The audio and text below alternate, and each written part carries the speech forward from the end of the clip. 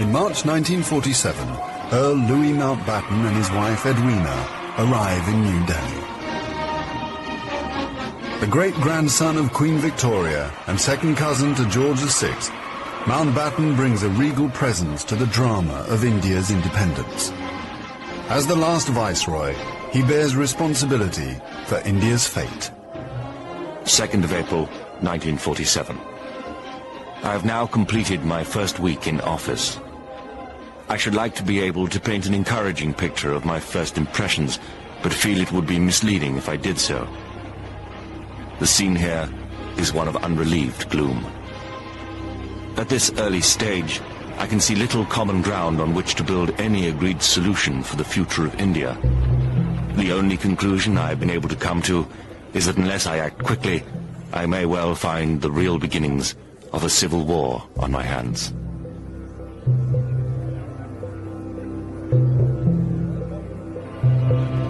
By May, attempts to create a unified India have failed. Gandhi retreats from political life. Muhammad Ali Jinnah, leader of the Muslim League, and Jawaharlal Nehru of the Indian National Congress concede to divide India. Fearing a total loss of control, Mountbatten brings forward the transfer of power to August.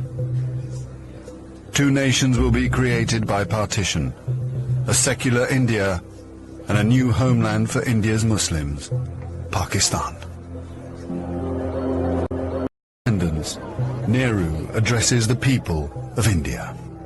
Long years ago, we made a tryst with destiny, and now the time comes when we shall redeem our pledge. At the stroke of the midnight hour, when the world sleeps, India will awake to life and freedom.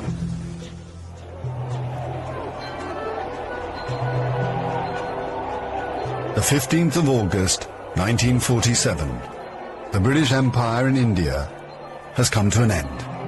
The last viceroy, Louis Mountbatten. The flag raising and the salute were done amid scenes of the most fantastic rejoicing. And as the flag broke, a brilliant rainbow appeared in the sky, which was taken by the crowd as a good omen.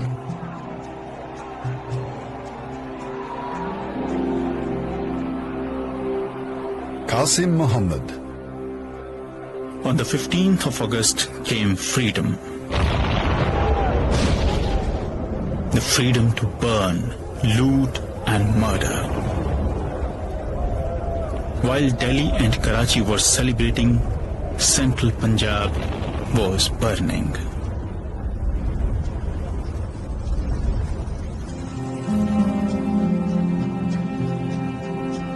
Between August 1947 and March 1948, 4.5 million Hindus and Sikhs are forced to migrate from Pakistan to India. 6 million Muslims must move in the opposite direction. Britons and Indians witness the bloodshed. Shahid Ahmed. It is a battleground.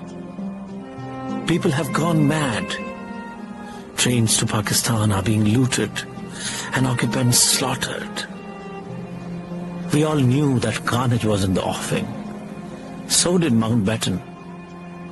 The British Empire, which tried to build India over centuries, can never live down this great tragedy.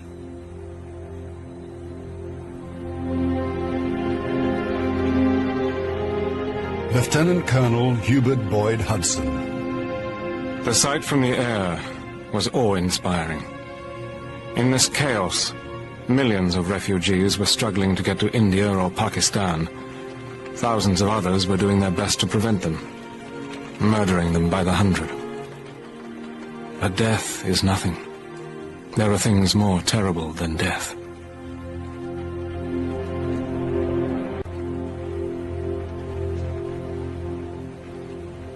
$10 million people are displaced in the partition of India. 1 million are dead.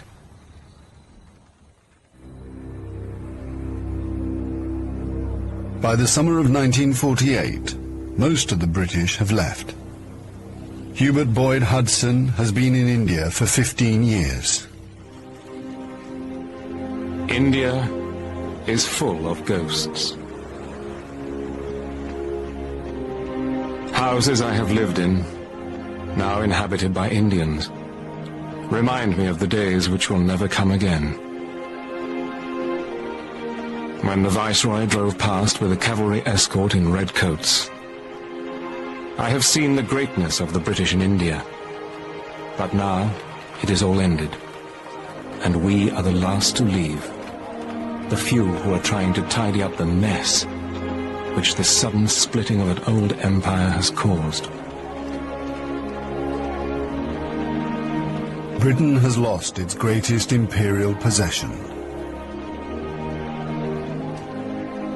Mahatma Gandhi once said that if India became free, the rest of the empire would follow.